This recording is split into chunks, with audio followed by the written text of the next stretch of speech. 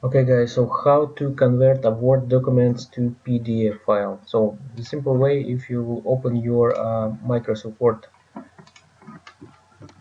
document and for example document ready, click on Office button, click on Save as, and here you can see if you have PDF save as PDF. So in my case I don't have such option. Maybe you have, like this example. Yeah, so select as save as PDF and simply save document and it's ready.